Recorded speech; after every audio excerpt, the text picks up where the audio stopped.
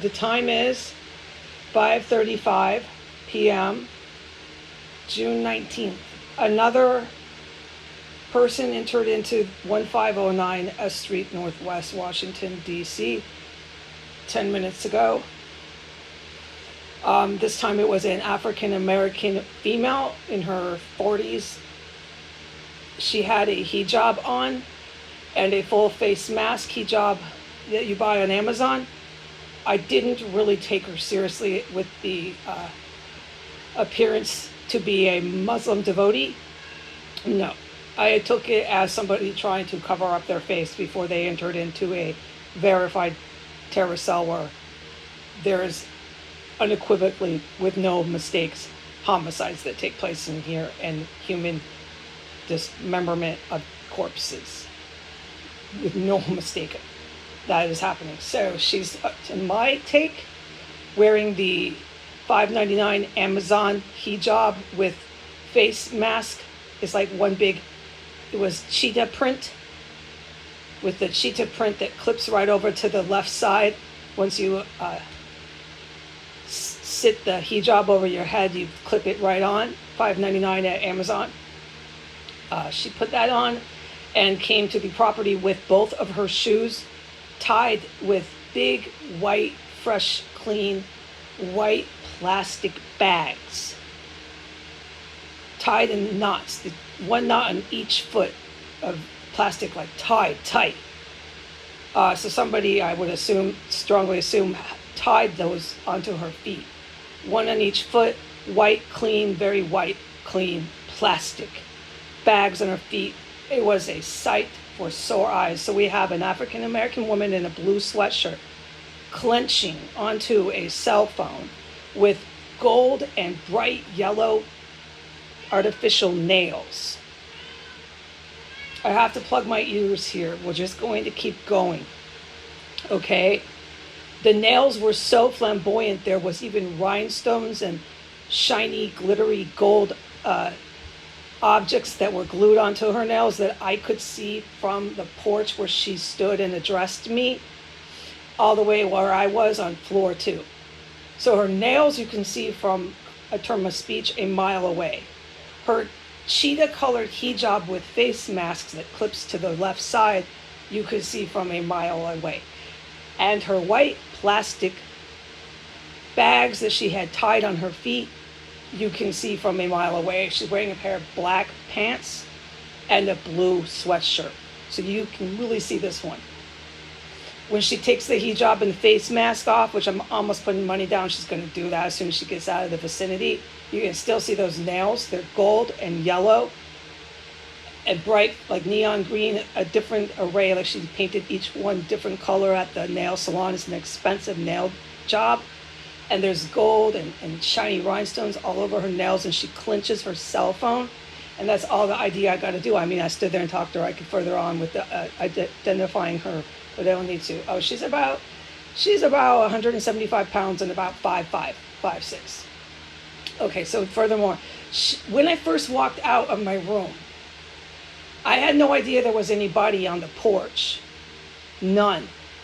I walked out of my room and I was overwhelmed and overcome with the inferno of turpentine chemical stench just engulfing my hallway. It's engulfing my bathroom.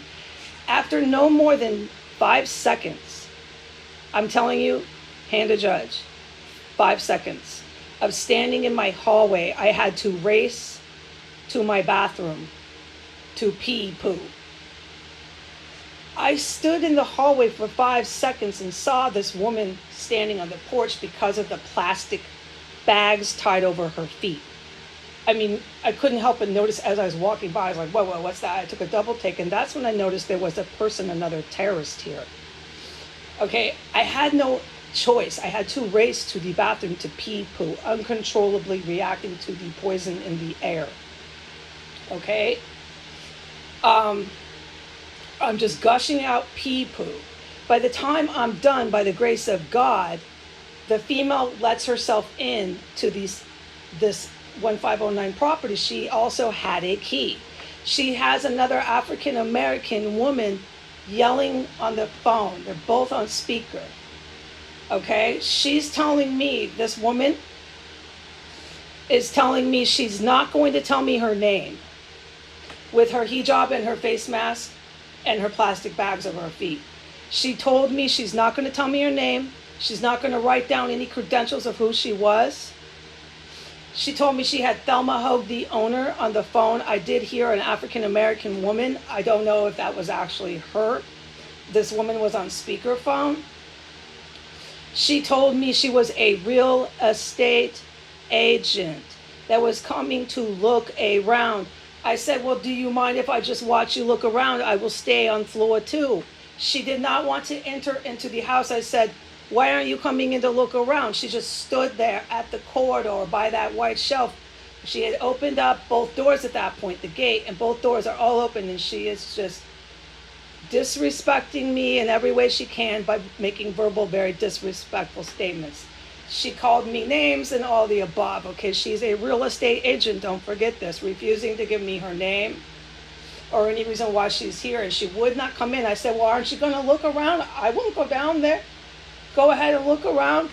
She refused to come in. So what this woman did, and what I got to tell the top generals, is she came in from the porch dressed like I just described, continued to talk to Thelma Hogue on the cell phone audio speaker. I had just pee-pooed my brains out. I'm standing in the same chemical, and I'm breathing in that chemical turpentine that's just engulfing my hallway. And I'm talking to an African-American woman claiming to look like claiming to be Muslim. I don't believe it. I think she bought this hijab set online to cover her face. This woman is claiming to me very clearly. I asked her 3 times, what are you doing here? What are you doing here? In different, not all at once, but during the course of our 5-minute conversation, she kept telling me she was a real estate agent. I said, well, what are you doing? Go ahead, do what you need to do. She disrespected me. She told me to go back in my room. She called me a name, an insultive name. On and on. I couldn't believe this. Okay, she refused to leave any sort of verification of who she was. I know I just got hit with poisonous all through this house. I'm gushing people out of my freaking brains as she's entering the house. And then when she gets to the door, she's holding on to the door, the handle of the door, okay? And she's clutching her phone, which is still on speakerphone. And she won't come in the house. She had the gate open, all the doors open. I'm saying, okay, I'll stay up here. Come on in the house. Look around. And she said, no, I won't come look around. I'm leaving now. It was so unbelievable. So I had a woman enter the house, tell me she's a real estate agent. 3 different times, there was, of course, a 5-minute conversation. Stood at the corridors with all the doors open, and a black woman on the phone saying she's the owner. The woman that was at the door had a key, let herself in. She has a fake hijab and a face mask from the hijab. She had a cell phone blasting and plastic tied all over her shoes, like she's going to come in. So I said, well, why aren't you walking in? Come on in.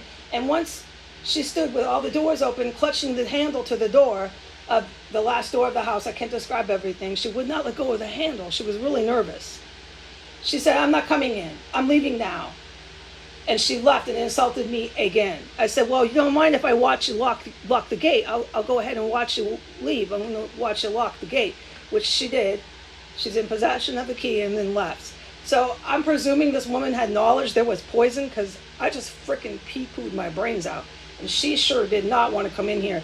That's my take on this. I'd love to hear what the generals have to say. Bye.